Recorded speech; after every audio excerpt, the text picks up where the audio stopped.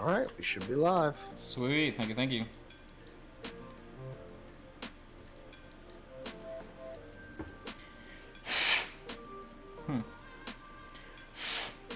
That's weird. Got some dust on the boy. Alright, so what I'm gonna do first is I'm just gonna start re-highlighting some areas because everything's a little bit dark compared to the contrast in the face. Obviously, don't want to go brighter than the glowing eyeballs, but we can do all this relatively simply. The color I'm going to use right now, actually, you know what? I'm just going to mix it. I'm not going to glaze it at all. We're just going to do it directly on top. So let me get the phthalo green.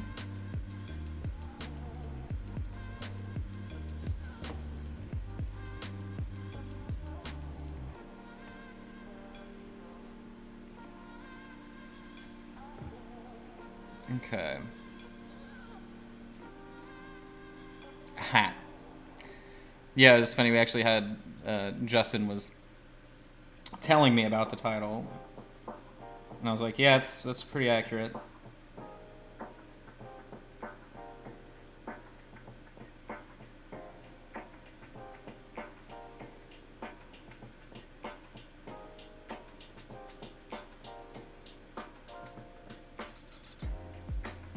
So what I'm doing here is I'm using the creamy ivory color, which is going to be in, oh, bang, bang, bang, bang, 3 o'clock. I'm using the creamy ivory color. That's a part of the next Miniature Monday kit. And I mixed it with the phthalo green, which gives us a pretty good highlight color. And I'm just using this to go in and sketch final highlights on top. If any of them need to be tinted, I can tint them with the brush to make them smoother, but you can see the color of the application. It's not too insane. Creamy, I guess, would be the apt name for it. So we'll kind of rock out with it that way. But this is kind of just that final little touch to unify all the work that we've been doing. I know a lot of people are excited for the forest kit. I know I am. It may not be ready immediately. I know, well, the kits are, I know the kits were already made, they just needed the label, so hopefully I didn't screw them too hard on being late on that, but I have a lot of stuff going on. You guys have no idea.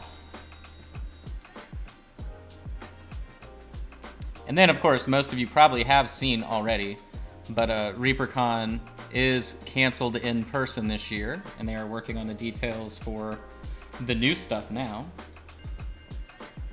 I know that I obviously am in a position to do some online streaming for them. So, you know, my classes, I don't do hands-on anyway. I feel like you don't teach as much in a hands-on class at a higher level, depending on the topic. So, you know, for me, my topics and everything I wanted to do are still perfectly great for an online version. And it allows me to do more sessions. I was literally only going to teach 4 classes really early in the convention on Thursday morning and Friday morning before lunch, which I know a lot of people have trouble getting there in time for those. So this is probably for people that wouldn't have been able to actually make my classes. This is probably a good thing because you'll be able to. An unlimited amount, because I also selected the smallest amount of people that I possibly could in those classes, just because I feel like it works better in an in-person setting to have fewer people. When possible, of course.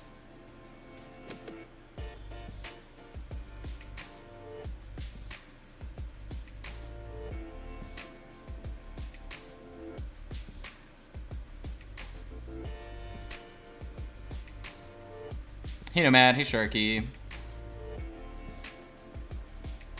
But I know people are bummed, but I don't think it's it's obviously not the worst thing in the world. If you've been there, you would understand why it may not be as like easily safe in terms of the health stuff, just because, you know, if you took my class last year, even the airbrushing class, like literally every person had to sit right next, at the airbrushing class specifically, everyone sat within inches of me, right, individually, person to person, because there was no other way for them to you know, see what I was trying to do. I'm literally like holding their hand while I'm airbrushing. It's like a scene out of Ghost, right? And you obviously cannot do that with any kind of safe distance involved. And then the other thing I was considering too was kind of like, how could you keep a room full of people separated while still doing a demo? Obviously, my class has the camera, and we usually plug it into a TV and all of that, and that definitely helps the process. But not every conference room at the convention center had that setup, so that was kind of an issue as well. But I think this is a good idea. We'll see. Yeah, exactly. But I think they have a big opportunity here in terms of being able to sell kits or whatever convention stuff that would then allow you to take these classes online, or even if they're, it may not even be, it did say live. I'm assuming they would be doing structured live stuff. But at the same time, it's anything that's recorded for these classes can be accessible later. So they also stand to kind of create content that even if you can't do it live, you can then purchase stuff and do it later. So, it's interesting. It's the first time we've seen a company directly handle something like this rather than just an entire convention, right? So I guess that's what I'm intrigued in seeing. Obviously, the vendors now are in a bit of a pinch that we're possibly relying on it. Obviously, the only other convention that time of year is I'm thinking Dragonfall Con or Dragon Con. And then Gen Con moved to June or July. I don't remember when Gen Con moved to, but we'll see if everything actually happens or if things cancel. It's just kind of... I'd rather be safe than sorry. That's for sure. Since it's online as well, I may be able to do an online class for the CavCon that's happening as well. CavCon, of course, always happens at the same time as ReaperCon. So I should be able to do something for them, hopefully. How to paint a big stompy robot.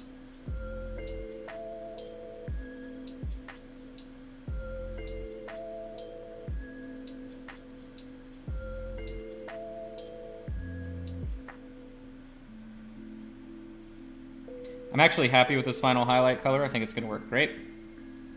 And you can see I'm kind of being sparing where I'm actually applying it.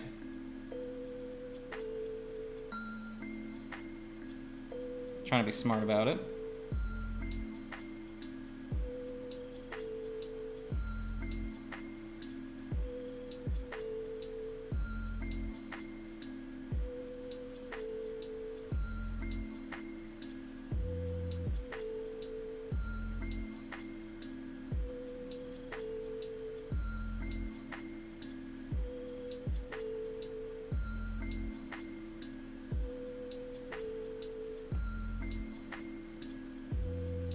All right, let's compare the two sides here and see where we're at. Left-hand side versus this side. Boom, you can see now we're really kicking it into gear here. Should be able to highlight the entire miniature this session. And then finally figure out when we're just going to give up on this dude and never touch it again. Maybe. We'll see. Whatever.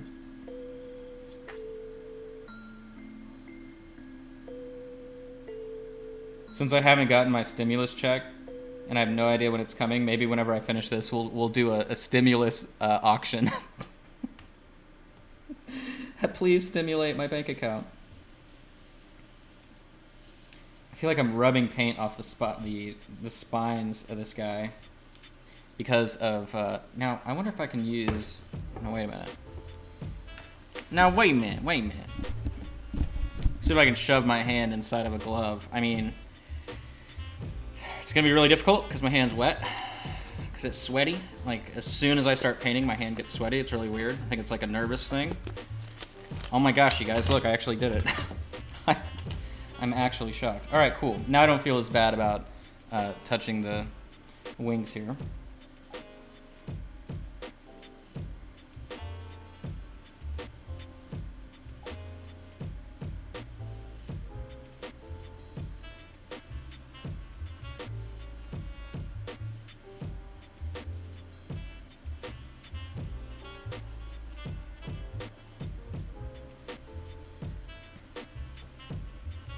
Anyway, how are y'all doing today in the chat? I don't know how many people are watching. I don't know anything. I can't see any information. Everything that I normally can see is missing other than the chat and what I'm painting. So, I hope you guys are all doing well. Yesterday I did stream. I just streamed directly to the Patreon group. I just wanted to kind of see what that life was like, and it was pretty cool. Usual suspects that I would have expected were there.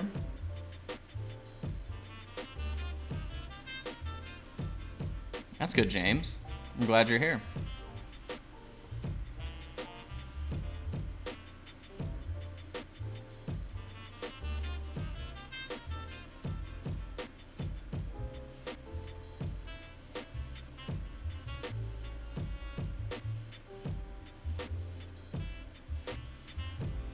Very nice. I love that highlight structure. It looks good. Do let me know if you can hear everything all right. I'm pretty sure everything should be cool today. Justin was finishing a quick lunch because he had his late stream with Ann today, so his schedule is a little bit goofy. So he will be here. He's just existing, right? I mean, oh wow, look at that. All right, there you go. Now you can see me. People have to eat. I mean, I don't know what else to say. I'm not mad about it.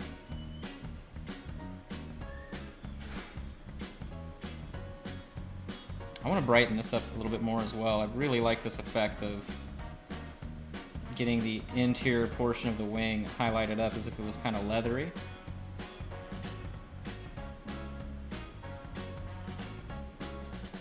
Sydney and I do have some possible good news in the house hunt, so I'm hoping that goes well.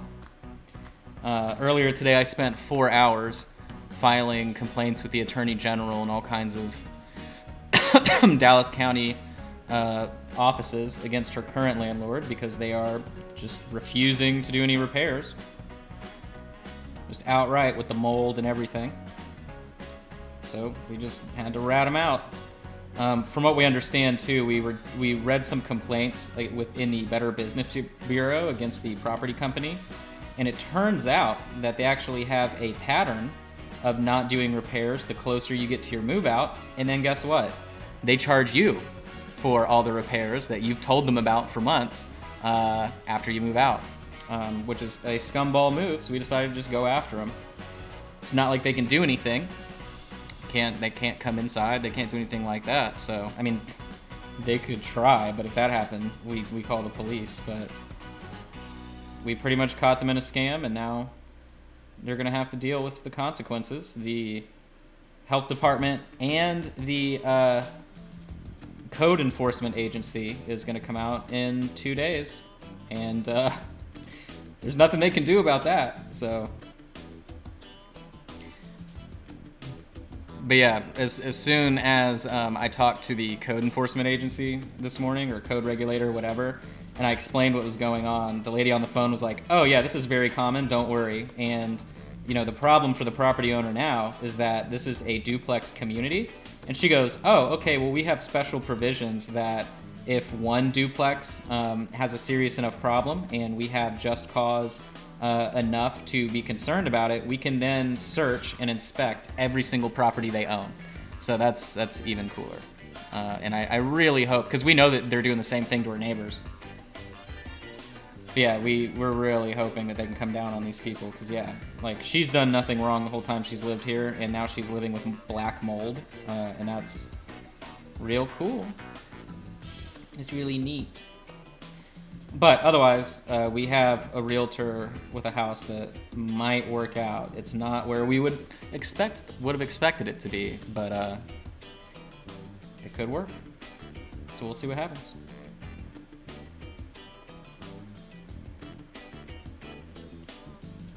Highlight up the inside of the wing here. Hudson, so the idea there is that essentially, like, you would get, I think it's like a 7-day window, and then now we would have to pay for everything, but they're supposed to pay for any costs that are incurred with that.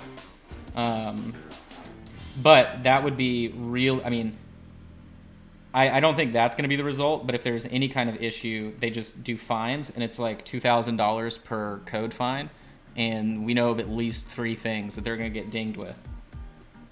And if they don't do that, then they get their license pulled, and people can't live in their properties, so that's not our problem. They have to go to court, and they have to do all the repairs and all that stuff.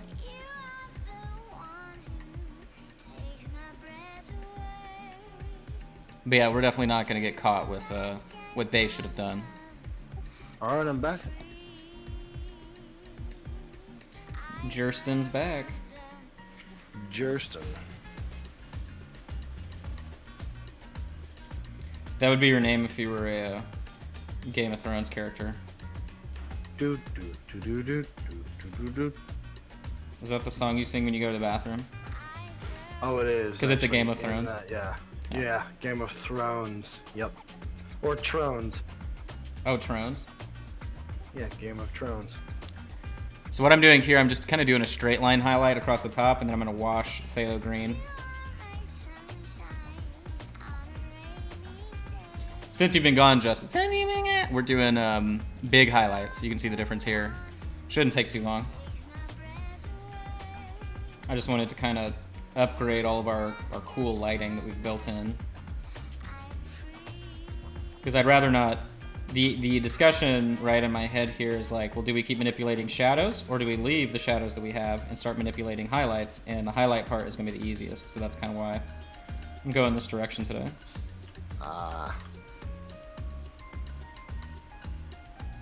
Oh, have you started watching the What We Do in the Shadows TV show? Yeah, I watched the first episode with McKaylee, and she chuckled more than I thought she would. Right. The inherent problem for her is she hates gore, basically of all kinds. Yeah. And yeah, there's still an amount of gore. I loved it, is the short answer, so I'll continue watching it. Yeah. I don't know that she's going. Because the gore is definitely comedic value gore. Correct, it is. It's like almost like campy. Less campy, much less serious, like Tarantino amounts of gore. Yeah. Like it's over the top silly. Yeah. My favorite vampire is Colin, the emotional vampire. Oh, mine too. Love it. He's just so funny, man. And yeah, I think Guillermo is like such a great casting role. Like that actor is so perfect for it. Yeah, because I was trying to remember where I'd seen him before. And I was like, oh, I've seen him from the IT crowd. Yeah.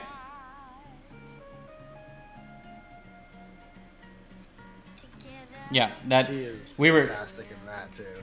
Actually, Sydney, I forget when we were talking about it, but she was like, I hope Justin actually watched that because it was good. We watched the newest episode, right? Because it comes out every Thursday.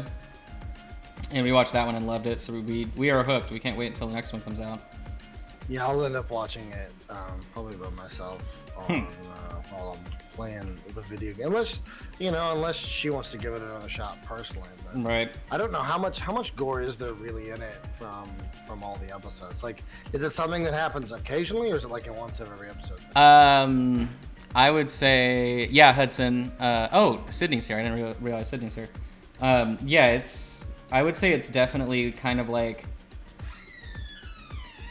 every other, maybe, but it's usually not. I mean, obviously it's not like a focal point, and the way that they end up doing it in a lot of the episodes is that like something kind of goofy will be happening, and then all of a sudden it's just like blood, blood, blood, blood, blood. It's like their way to juxtapose like, oh, look at these funny human approachable characters, and then it's just like blood, like just something happens, or like a cat explodes, or who knows what actually goes down. But God, I loved it, but I love the original movie too. Like I love when the no spoilers, of course, at the end of the first episode when the old vampire guy finally steps out. Oh my God, yeah. He's great. Oh, I forgot that's when that actually starts, is immediately. That's kind of funny. Yeah, they do a really good job of like pacing in the show too, because they'll have like a lot of stuff happen in an episode, but it doesn't necessarily push the timeline of the season forward. It's interesting how they've done it. Like the pacing of the actual episode is really, really, really well done. Because that's something that'll drive me crazy if like you have no idea how long something's taking place, or like they do weird plot stuff and they never touch on it again or whatever. And everything that I've seen, it's pretty good. They always come back to funny things that they've done before or whatever. So yeah, big fan. Or how Nando would say, he would say, big fan. I am big fan.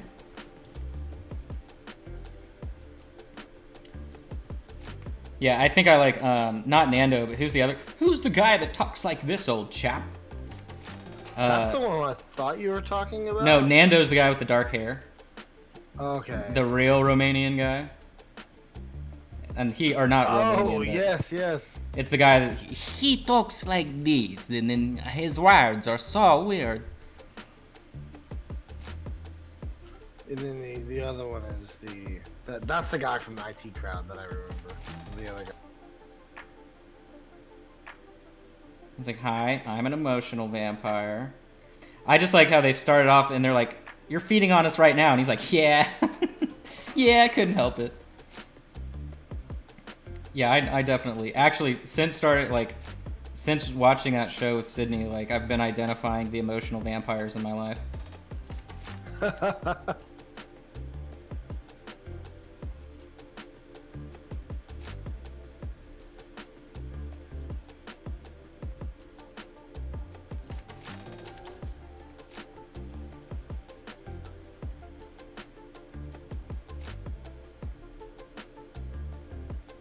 I didn't get to see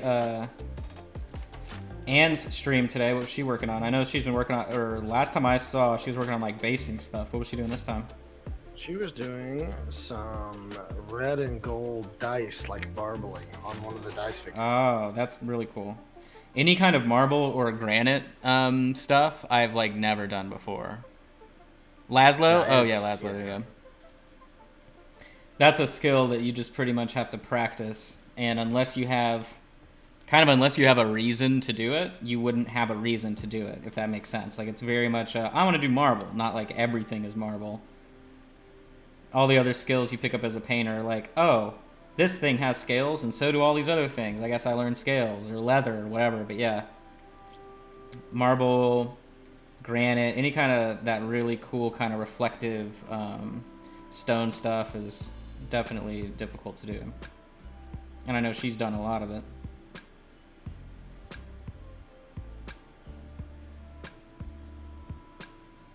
It's been interesting going back and seeing, too, since I've been working on the Nefsakar stuff for Warlord. It's cool to see, too, because she did a lot. I forget who the other guy was. Who the other painter that did quite a bit of the Warlord armies was. I'm unfamiliar with the name off the top of my head.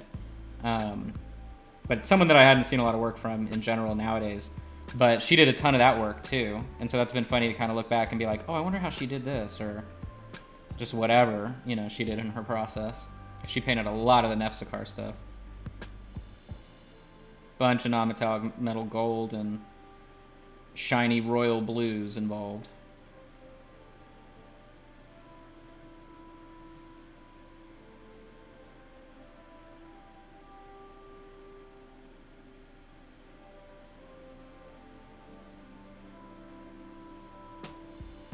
So once again, just going back through here, highlighting up some of our more rigid points. If I need to go, and I am going to go back in with the phthalo green as a wash, but I'm just kind of positioning ourselves for success here.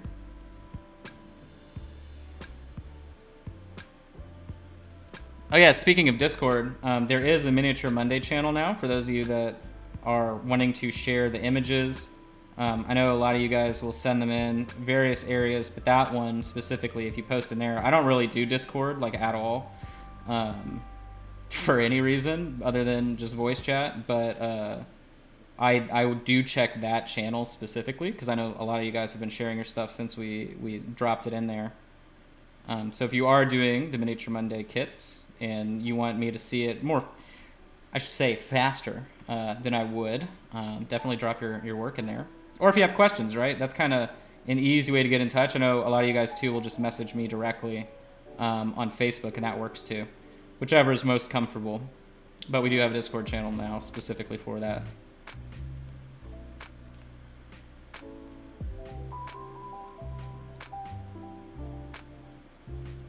So what video games you've been playing lately there, Mr. Josh? So Sydney and I have been time.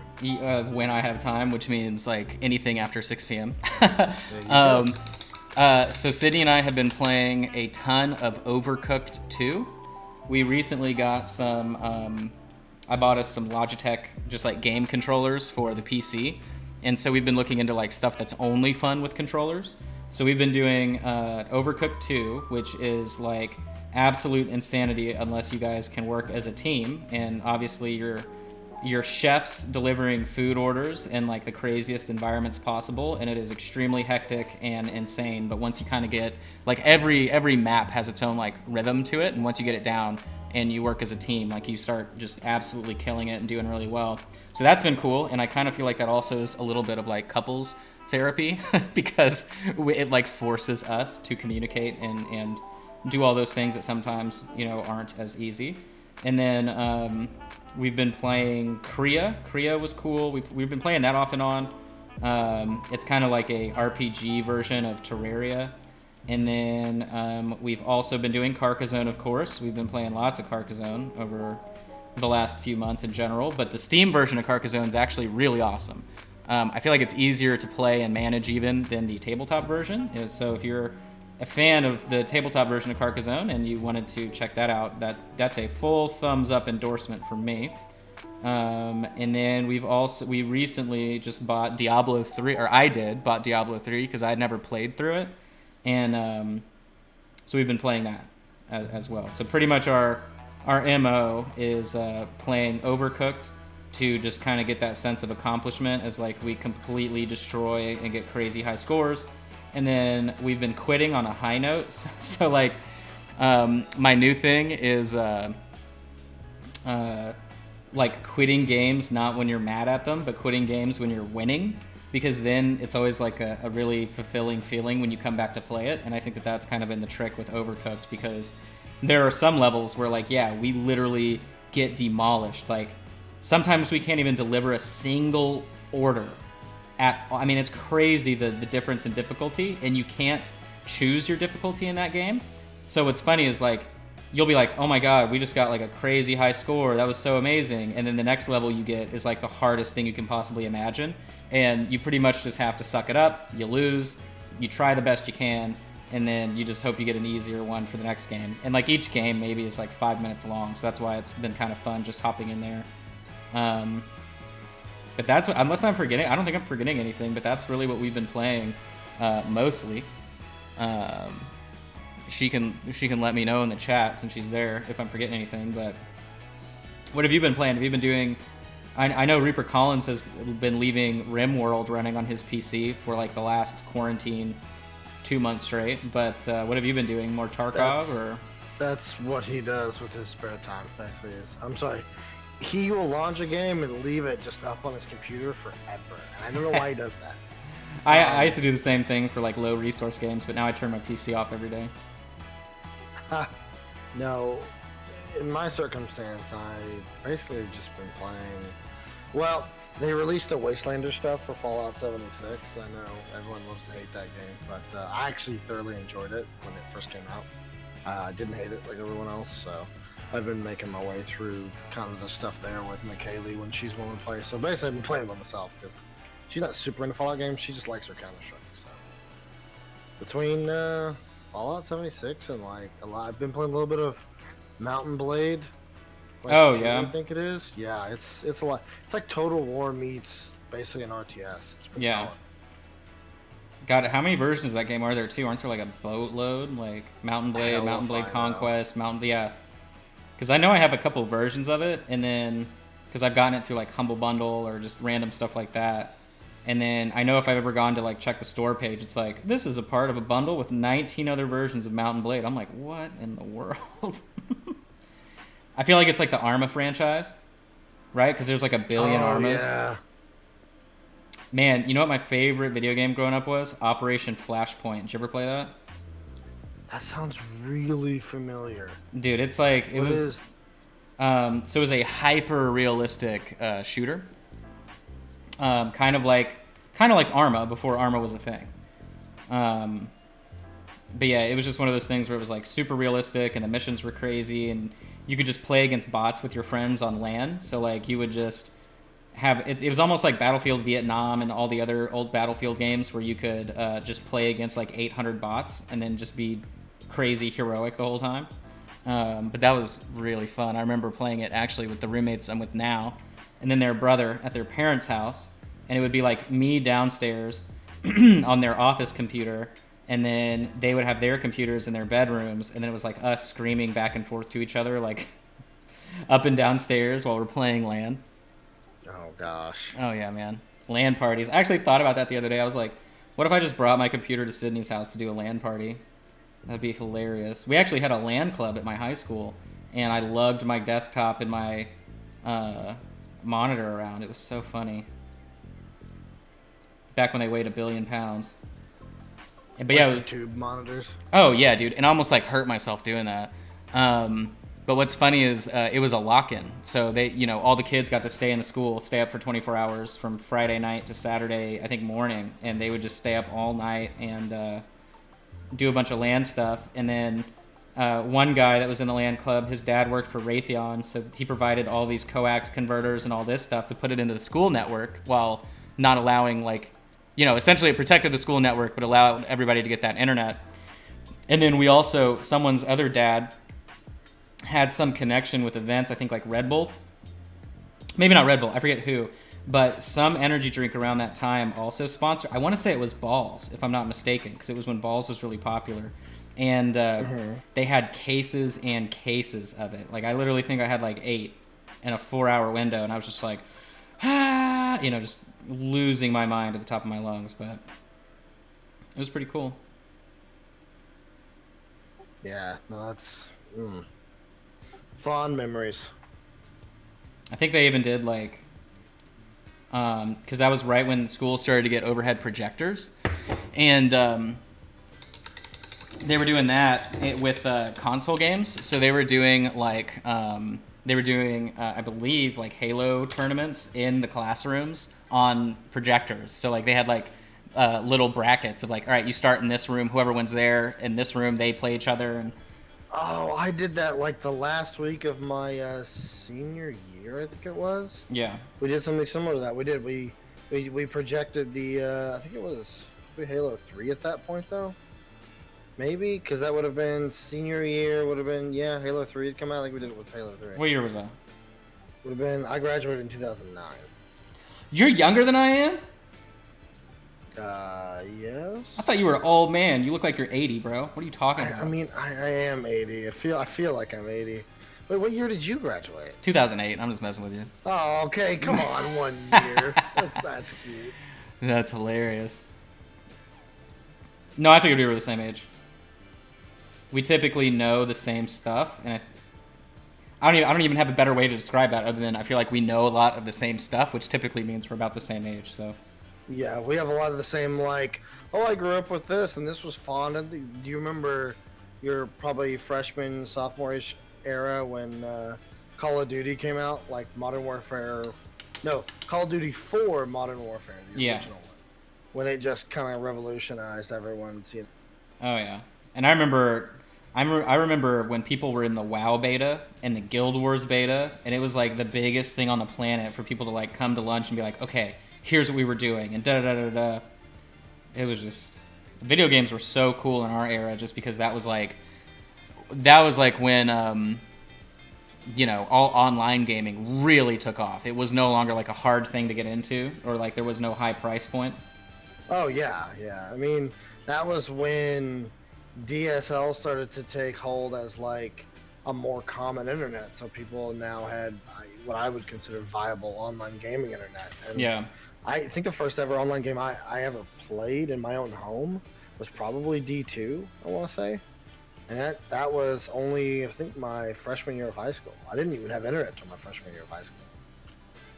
I remembered buying, I believe, Dawn of War, and then it wouldn't run on the family PC, much to my dad's dismay, because he already bought this $40 game, right?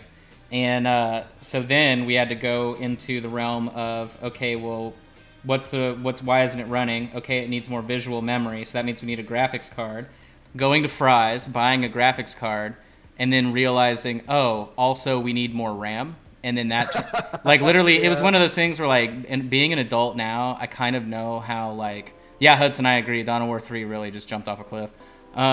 But it was one of those things now where it was like, damn, yeah, like, I really kind of made my parents immediately have to spend money, because it was like, okay, well, can you even use the family computer? Or, like, you know, it was just funny that it turned into that kind of journey.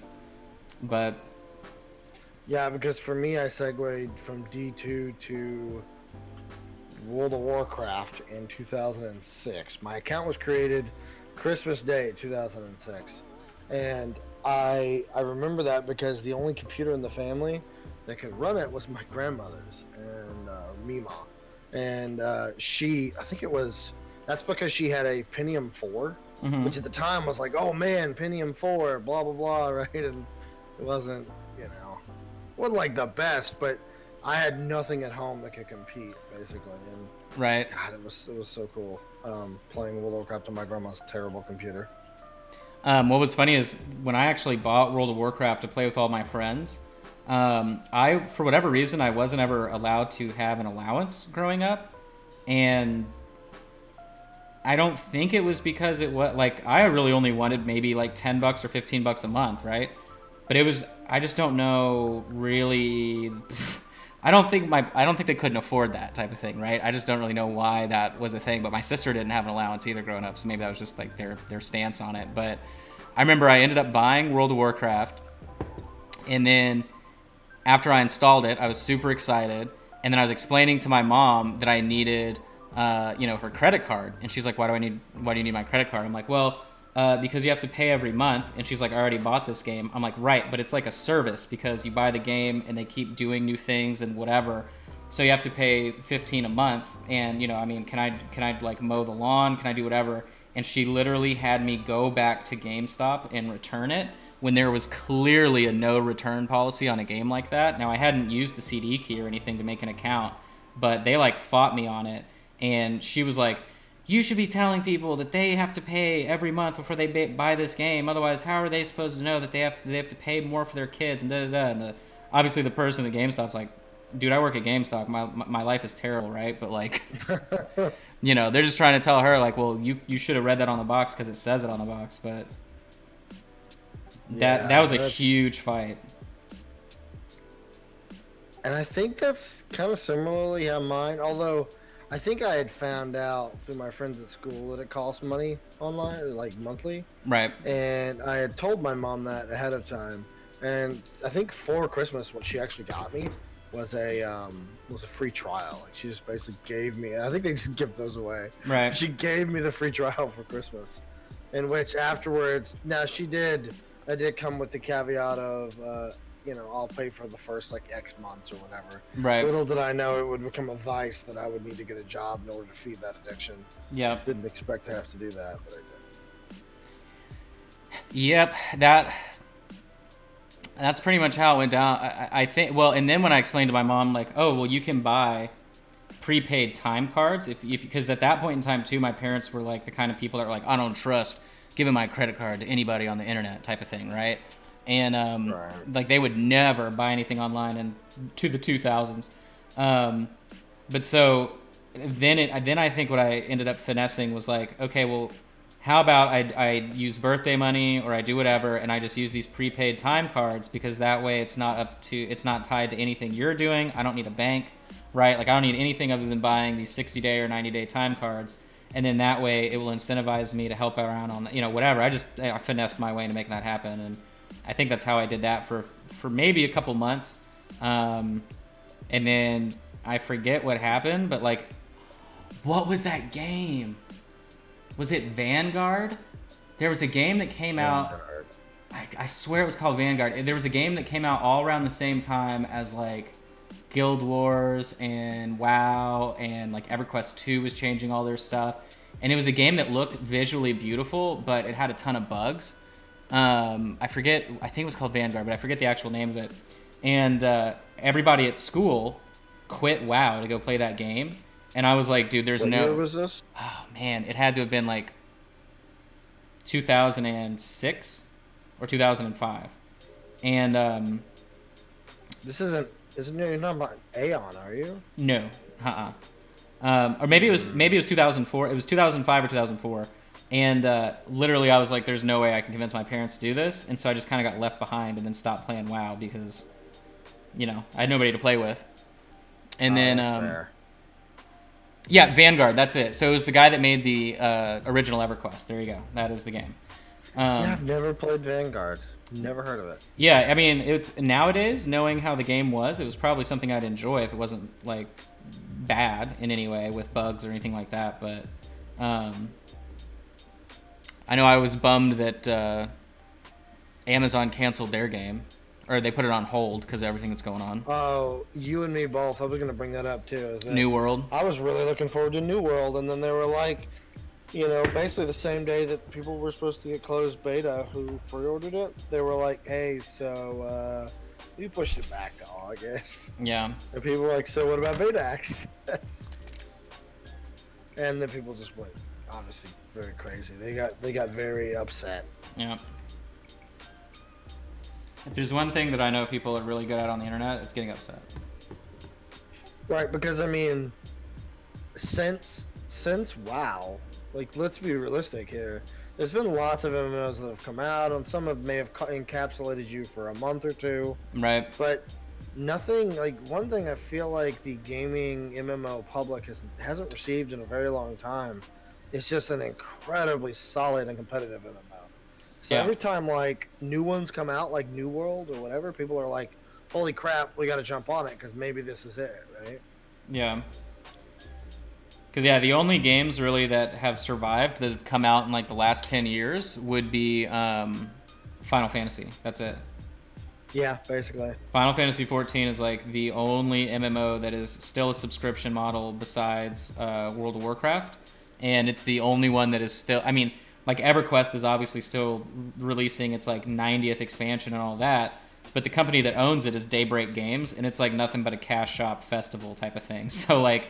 It's definitely not the same environment that it used to be, but no, those are really the only two. I mean, that's a good point, Hudson. Actually, Eve is still going.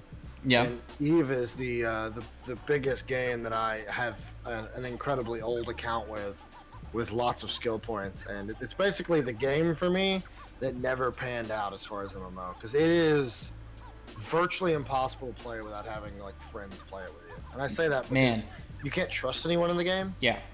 And it's really hard to. And if you don't have your own clique to kind of grow and progress with, who want the same absolutely almost Dark Souls level of abuse thrown at you in the form of spaceships and rats and a system that doesn't really educate you on anything. Right.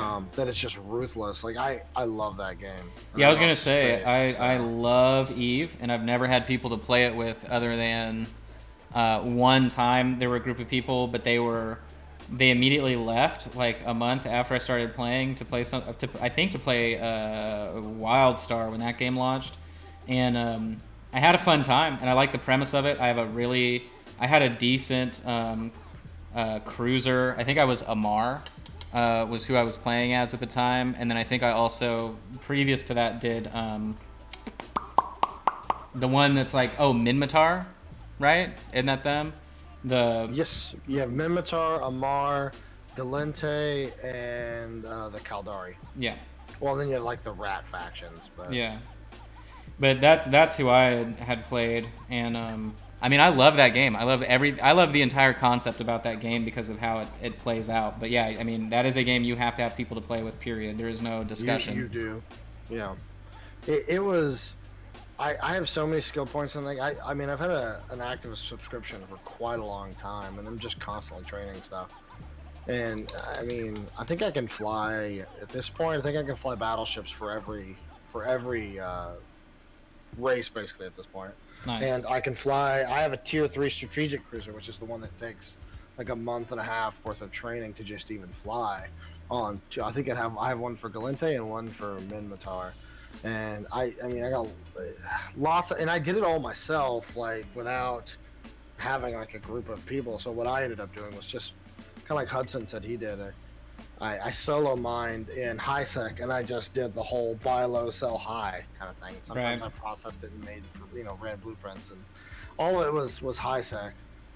Even though when I first got into the game, a buddy of mine was like, "Yeah, the PvP's fun. Let's do this." And he gets me into the game, gets me into some corporation that his other friend that he was in high school with played, and they had this like entire section of null sec that they owned. And he flew me all the way out there, which took a couple of tries without getting blown up. And then when I got out there, I ended up setting up a planetary interaction thing, which is its own like crazy like subs. There's so many subsystems in that game, Right. but like planet interaction where I set up these ground, I don't know, like installations where they farm stuff and then you sell those things. It was nuts. I just didn't even know you could do that with a planet.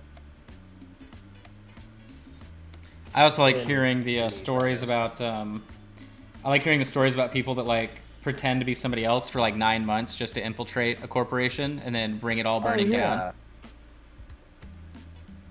yeah, it's probably the only MMO where insanely crazy, you know, clashes between massive alliances that cost literally thousands of actual real life dollars of whatever currency, right? Yeah. And it makes the news. That doesn't happen on literally any other video game. It's kind of cool that it does have that particular thing going for it. Yep. Yeah, the MMOs that I played and had a lot of time invested in, and I had a good time playing. World of Warcraft at one point in time, EverQuest 2 at like four different times almost with like the same group of people. I've never played EverQuest ever in my life. EverQuest 1, I literally just can't stand or get behind. It's like too just old, I guess. Like I can't get past the look of it or the mechanics. EverQuest 2 really isn't bad. Like nowadays, I mean, my level of disparity there really isn't crazy, but like it's still visually intriguing, and the gameplay now, like it's just too old. I feel like, or there's too much content, so the catch-up race is kind of crazy. But I had just the most, like the friendliest community and like the best. Literally people would just be like, "Oh, you want to start a new character? Here, I'll help you," and then they just help you for like the next week for no reason, right? Like it's that type of thing. Right. I played similarly a game called Rhizome a long time ago, and that is an interesting game because the IP is completely unique. Like they invented terms for every single little thing, and that was amazing. I had a really good community on there that I guess started playing that game after Asheron's Call 2 got shut down, and then I played Lord of the Rings Online briefly for like maybe a 3-5 month stint, and then I played a ton of Final Fantasy 14. Doing all the raiding and stuff before the first expansion came out, and then I came back for that expansion and then just dropped it. And then I played a ton of the Secret World when that game was actually active, and that was awesome. So, Secret World. What's that? Secret World was it's a modern day horror themed, and you play members of the Illuminati or the like an Asian syndicate or the Knights Templar. And you go through different areas. Like you start off in a place called Portsmouth, and it's essentially like infested by Cthulhu stuff. But what's interesting is that the game actually has puzzles and things that you have to like write down, and the story like connects itself all crazy. Eventually, like there's like vampire areas, werewolf areas, there's like an Egypt area. It's all these different occult things as you work through an insane storyline, and it's really awesome. I mean, really, really well done game. And then, of course, the population died down, and then they sold it to a company that turned it into a free-to-play, cash shop scenario. I don't think it's terrible. They revamped the entire way that the game works. It's free on Steam right now. But it's definitely super cool just because you can either Google the answers to all the stuff, right? If you're like, how do I find the secret entrance to this thing? I don't understand the clues. Well, you can Google it, and it tells you exactly how to do it. Or you can literally sit there and like figure out all this stuff for the story, and it's really, really awesome and rewarding. So, but yeah, I mean, the classes are all the way from like using grenade launchers and chainsaws to using like weird, like voodoo magic. Really, really cool. Yep. But that one was a lot. I feel like a lot of people didn't really understand what that game was because it was so outside of the standard market. What I'm doing right now is I'm tinting the left-hand side of the body with phthalo blue specifically. But it was such an odd genre that no one else had attempted yet that I feel like they were kind of set out to fail almost because it wasn't going to make any sense. Well, I mean, if there's one thing I'm sure of in 2020 is that the game genre market, I guess, is out there. Like there's games that do everything now. Like with Steam being so accepting of basically anyone who makes a game. Could have just been, wrong time period for it, essentially. Yep. I think there were a lot of games like that. I mean, WildStar is a good example because that was a cool sci-fi MMO, and then it just pooped the bed and went free to play, and everybody was sad about that. And then there were other games too that were around forever, but they got kind of like overshadowed by bigger titles. So like Anarchy Online was a game that existed forever. I mean, man, like 15 years, maybe longer. And it just was super clunky, and they couldn't develop an update to the graphics engine, and eventually it died out because, like, how are you going to attract new players if you can't update your graphics? I mean, that's kind of, WoW's done it, 4 times now? But yeah. Yeah, the MMO genre for me is kind of like the pinnacle of gaming or anything that requires a lot of teammate communication, so like competitive Counter-Strike, or like Escape from Tarkov, right? Like you obviously have to communicate with the people you're playing with. I like anything like that where it really relies on people working as a team. And for me, as long as an MMO is done right and well, that is like, it really is my sort of cup of tea for sure. Other than shooters, because I'm just really good at shooters. I mean, it's been a while since I've done anything competitive, but I'm sure my old age now has kind of screwed the pooch on that. Yeah, I mean, I'm with you though. Like I like those sorts of games. My issue primarily with them these days though is that I can't consistently play them. Also, hey Jacob Jensen, how you doing?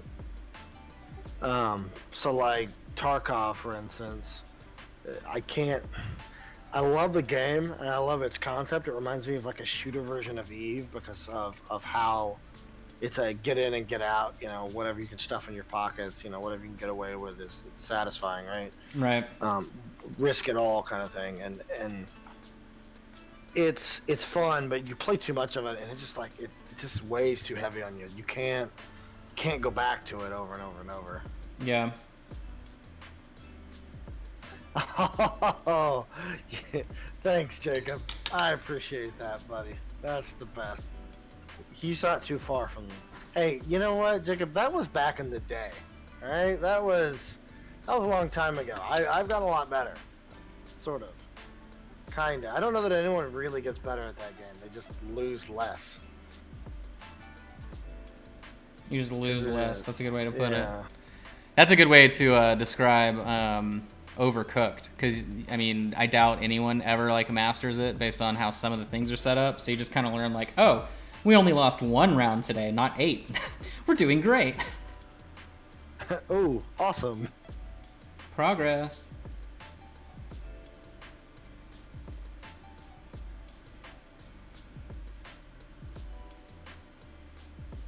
All right, let's see where we're at today. We are at 3:52 p.m. So I'm thinking really we only are going to have like one more stream with this dragon before I just lose my mind and break it into a million pieces. I do like the idea of the stimulus auction, though, if that can be a thing. But beyond that, I'm pretty sure we're going to be finished with him, and then we may transition into the pirate crew sort of project. We'll see. I will either keep doing the secondary stuff on Wednesdays, or it'll move to a different time slot. We just don't know when that will actually happen, right? So for now, I guess it'll just keep being Wednesdays, right? Right. Okay. So yeah, it'll keep being Wednesdays, And then if the day changes, we're obviously going to let you know far ahead of time so you can keep up to date with that. And then I think that's pretty much it. I mean, beyond that, I know the news about ReaperCon dropped earlier today. For me, if I'm able to stream, depending on like whatever the system they put in place is, I'm going to do that. I'll be able to do long form classes. I know Ron sent out an email to everybody, and I replied back to him. I was like, hey, if I can do, I know I can do a lot better in a 4-hour setting than a 2-hour setting, right? So if I can do these extended classes, I think that'll be good. Or even smaller classes, whatever the case is. I'll be able to keep doing what I was planning on doing. The wet palette breakdown and all that stuff I can still do. If they end up doing things where if I can tell them what I'm going to be using and you can buy it in a kit or later or just buy it ahead of time, obviously we can make all that work as we have been with the Miniature Monday stuff. So I'm looking forward to just seeing where that goes, because I know that Justin's going to be an involved person with that whole side, obviously, so it's not going to be a huge garbage fire. And then once I become involved, it'll then turn into a garbage fire. So, but Appreciate it. yes. But beyond that, that's it. This weekend, I do not have a Patreon class. Of course, remember, you can always check out the stuff on Patreon at patreon.com/minipaintingstudio. I did share that cool stone lurker that we painted up last time. Remember to check out the next Miniature Monday kit. Those are built. They're just getting labels with the pretty miniatures on them. So the second that that's ready, make sure you follow along on... Sorry, I'm having heartburn. Wherever you follow the Reaper updates, buy the kit, be ready to rock and roll with that. And I think that's it on my end. If you have any other announcements, so tomorrow is what? That is tomorrow's Reaper Land or Reaper Live? Or is it both? Tomorrow. I always get confused. Reaper Live. The Reaper and then L, Reaper Live or Reaper Land always confuses me. I never know which day is which, but. Yeah, tomorrow is Reaper Live. It's Cool. also Painting Platinum, and then Cool. it's Anne's show in the morning. Sweet. All right, well, make sure you guys follow along with all of that, and then if we are raiding somebody, then we will raid them and say hello. Let's see. Is there a non-miniature painter that's doing something? Yeah, that's what I was gonna see. Do you want to? I gave. Actually, you know what? I'll give you the same opportunity. I let Sadie pick last Thursday who she wanted to rate. Now, Let me look. she's kind of 0 for 1 because the person she chose was saying some pretty risque stuff later. Like, I had to unhost the person. Actually, she was being a little over the top. So I'll give you. You choose someone for me. Okay. You tell me who you think is good to give this a shot. All right, so we have. I have a couple of. Oh, wait a minute. Kathy's streaming. Yeah, let's do Kathy. Ooh, I like Kathy. Yeah. So the More Than Dice pod. I haven't seen her streaming at the same time as us in forever. So let's do that. Do you have her URL, the More Than Dice podcast?